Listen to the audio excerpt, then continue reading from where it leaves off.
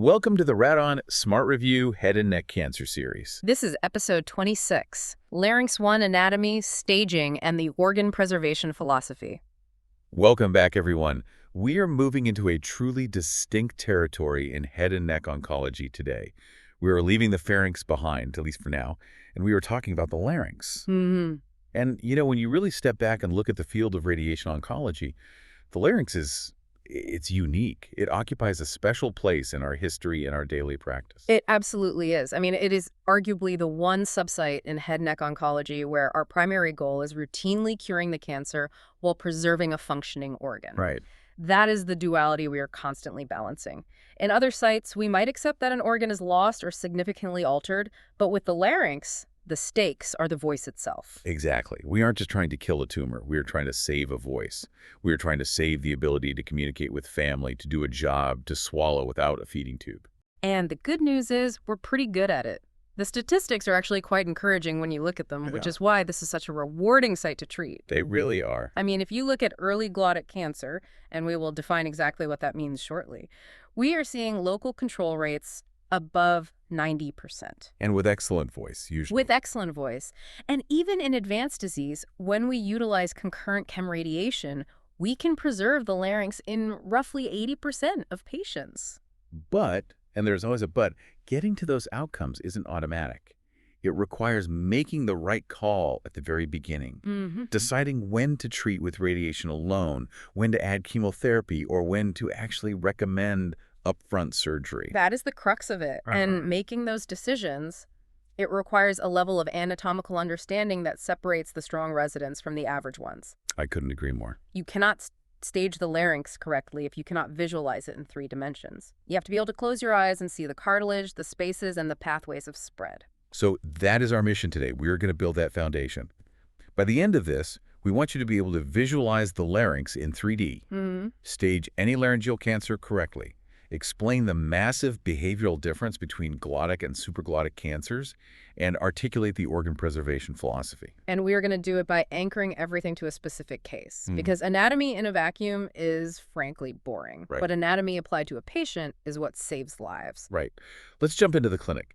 I want you to picture a 62-year-old male. Let's call him Mr. Reynolds. Yeah. He is a heavy smoker, 45-pack-a-year history. Okay. He comes in with a classic presentation, 3 months of progressive hoarseness. Okay, hoarseness is the headline. That is the signal. Right. But whenever I hear hoarseness, I immediately start thinking about the differential. What about other symptoms? Good question. He denies dysphagia, no odenophagia, no otalgia. And on physical exam, you palpate the neck, and there are no palpable masses. So an isolated hoarseness in a smoker. That lack of otalgia ear pain is a good sign, as it often suggests deep invasion or pharyngeal involvement. So what does the workup show? We take him for direct laryngoscopy. The findings are specific. There is a 1.5 centimeter exophytic lesion involving the right true vocal cord. Okay. It extends to the anterior commissure. The left cord looks normal. Okay. And this next part is critical for everyone listening. How do the cords move? This is the crucial finding. On phonation, when you ask him to say E, the right cord shows impaired mobility. Impaired mobility, so it's not fixed. Not fixed. It moves, but it is sluggish. It's incomplete. However, the arytenoid cartilages move normally. It isn't frozen, but it is definitely lagging behind the left side. Okay, impaired mobility. Let's put a pin in that phrase. We are going to come back to it because it changes everything. It is the pivot point for staging. What about imaging? CT of the neck shows no cartilage erosion and no pathologic lymphadenopathy. Okay. We did a biopsy, and it confirms moderately differentiated squamous cell carcinoma. All right, so let's pause and look at the board. Here are the questions we need to answer for this patient. Number 1, what subsite is this? Number 2, what is the T stage? And specifically, why does that mobility finding matter so much? Number 3, does he need neck treatment? And finally, is he a candidate for organ preservation? I want to give the listener the 60-second takeaway right now. Let's spoil the ending so they can understand the logic as we go. Let's do it. The diagnosis here is T2N0M0 glottic squamous cell carcinoma. Walk us through that staging. Why T2? It's T2 because of the impaired mobility. A 1.5 centimeter lesion on the right chord, if it moved normally, it might be a T1, but because of that impaired mobility, it is upstaged to a T2. And N0. It is N0 because, as we will discuss, the glottis has very, very sparse lymphatics. Okay, so standard of care for T2 N0 glottic cancer. Definitive radiation therapy alone. We typically use conventional fractionation to 70 gray or modest hypofractionation. And the neck, do we treat it? No elective neck treatment. The risk of occult nodes in early glottic cancer is less than 5%. We treat the primary only. And what do we tell him about his prognosis? It's excellent. We'd expect a 5-year local control of 70 to 80%. And because we are using radiation, the voice outcomes are generally strong. With salvage as a backup. Exactly. If it does recur, we still have salvage laryngectomy as a backup. Okay, so that is the destination. Mr. Reynolds gets radiation alone to the voice box, no chemo, no neck treatment. Now let's map out how we get there. We need to do a deep dive into the anatomy. Let's build it systematically. The larynx isn't just one box. It extends from the tip of the epiglottis superiorly down to the inferior border of the cricoid cartilage inferiorly. Right, it sits roughly at C3 to C6. Exactly. And inside that box, we have 3 distinct subsites: the supraglottis, the glottis, and the subglottis. And I feel like residents often lump these together, but they behave like completely different diseases. They really do. They have drastically different lymphatic drainage, different staging, and different clinical behaviors. Yeah. Right. Treating a supraglottic cancer is almost entirely different from treating a glottic cancer regarding field design. Let's start at the top with the supraglottis. The supraglottis. This accounts for, what, about 30% of laryngeal cancers? About that, yes. Anatomically, it is everything above the true vocal cords. Okay. And there is a mnemonic we use to remember the components of the supraglottis. It's ASIF. ASIF. Break that down for us. Sure.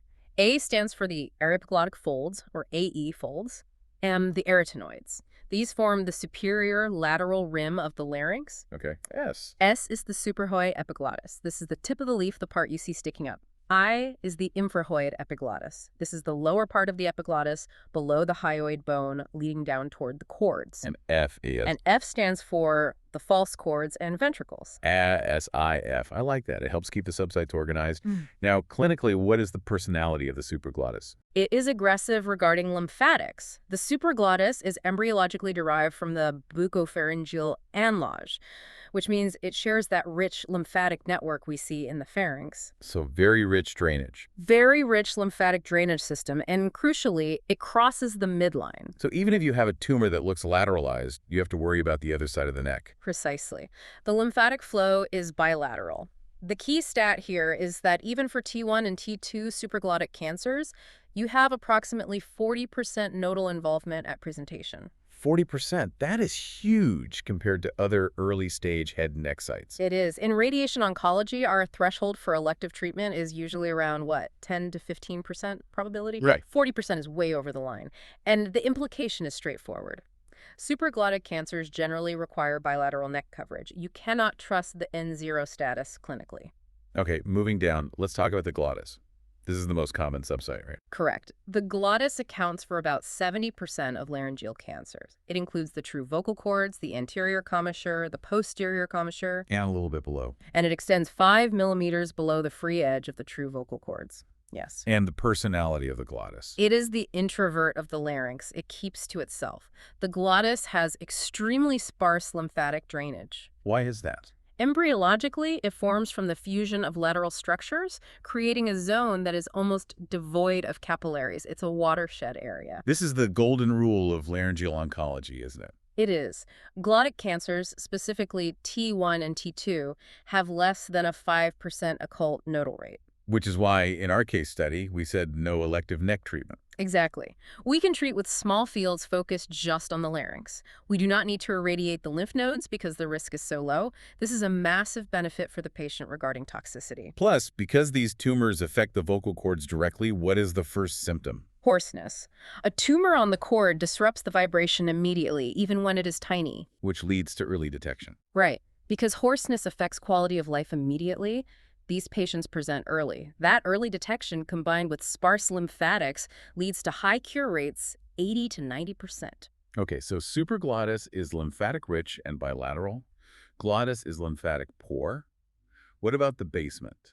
the subglottis. The subglottis is rare, less than 5% of laryngeal cancers. It starts 5 millimeters below the true chords and goes down to the inferior border of the cricoid. Rare, but dangerous. Very. Subglottic cancers behave aggressively. They present with 25 to 50% nodal involvement, but the drainage pattern is different. How so? They drain to level 6, the pretracheal and paratracheal nodes, and the Delphian node, and heavily into the upper mediastinum. So if I see a tumor with subglottic extension, my fields need to change. Dramatically. You must treat level 6, and you really need to consider the upper mediastinum. Standard neck fields might miss this inferior drainage. Okay, so we have the mucosal subsites. Now we need to talk about the framework, the cartilage. This is what we were looking at on the CT scan. Right. The cartilage framework is the skeleton of the larynx. The big one is the thyroid cartilage. It's shield-shaped, open in the back. And for staging, the thyroid cartilage is a major boundary. It is. We look for invasion, but there is a nuance. If a tumor invades the inner cortex of the thyroid cartilage, that is T3. Okay, inner cortex is T3. But if it penetrates through the cartilage to the outer surface, that becomes T4A. Inner cortex T3 through the cartilage T4A. Got it. What about the cricoid? The cricoid cartilage is the foundation. It is the only complete ring in the airway. It's shaped like a signet ring, narrow in the front, tall in the back. It defines the bottom of the larynx. And if that's destroyed? The structural integrity of the airway is gone. It's a major problem. And sitting on top of that cricoid are the arytenoids. The arytenoids are paired, pyramid-shaped cartilages on the posterior cricoid. These are vital because the vocal cords attach to them. So their movement is the cord's movement. Exactly. When the arytenoids move, the vocal cords move. So when we assess vocal cord mobility on a scope, we are indirectly watching the arytenoids work. And finally, the epiglottis. Leaf-shaped elastic cartilage. It's attached by the hyoepiglottic ligament. Its main job is airway protection, but oncologically, it serves as a barrier until a tumor breaks through. Now, we mentioned T3 staging earlier involving the inner cortex, but there are also critical spaces that drive T3 staging. Yes. These are the soft tissue spaces that allow tumors to spread vertically and deeply. There are two big ones, the pre-epiglottic space and the paraglottic space. Let's take the pre-epiglottic space first. Where is it?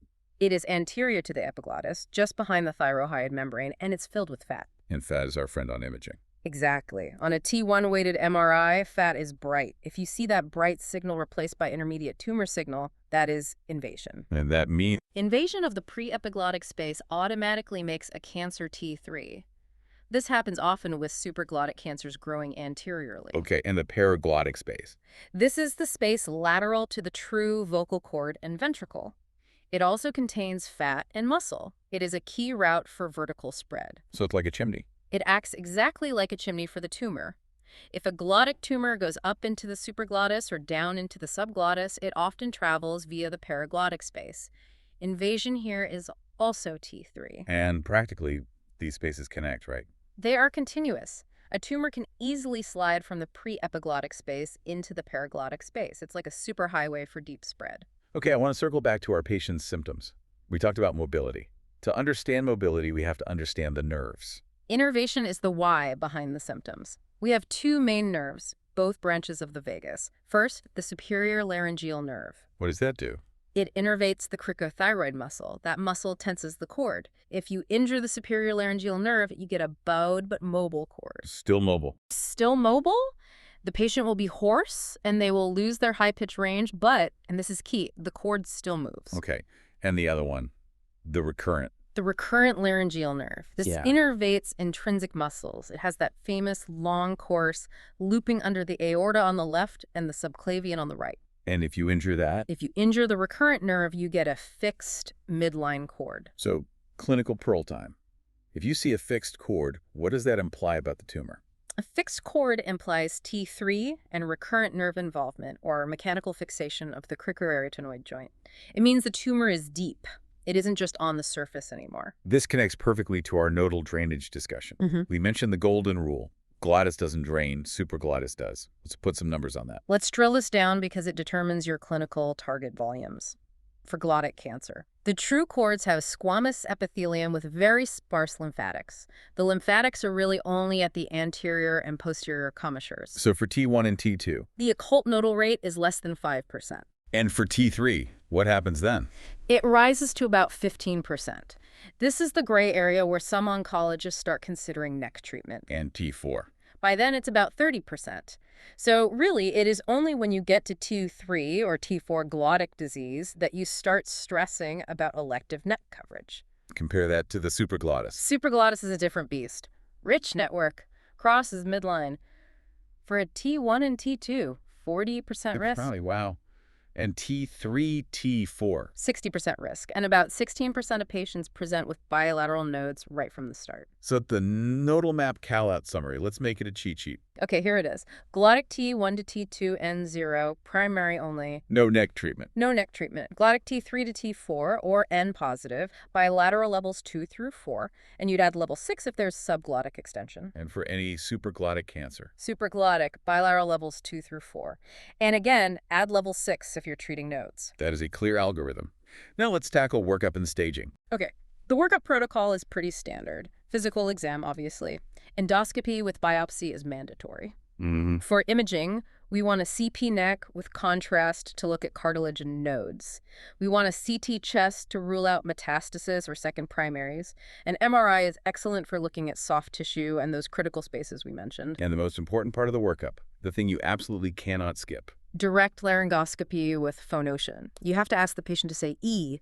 You must see the cords move. Which brings us to the vocal cord mobility rule. This is probably the most tested concept on boards. Let's burn this into memory. If mobility is normal, that's T1, assuming size criteria. Normal is T1. If you see impaired mobility, sluggish, incomplete, that's T2. Impaired is T2, like our patient. Exactly. And if the cord is fixed, it does not move at all. That is T3. Fixed is T3. Normal, impaired, fixed. T1, T2, T3. That's it. It's that simple and that important. Let's break down the if and then risk ladder regarding staging, putting it all together. Sure. So if the tumor is limited to one cord and it has normal mobility Nitcher T1A. And treatment is? RT alone. If it involves both cords, still with normal mobility Nitcher T1B. Also RT alone. Also RT alone. Now, if mobility is impaired, or R, it extends to the supraglottis or subglottis Nitcher T2. Again, RT alone for most cases. Correct. But now, the big jump.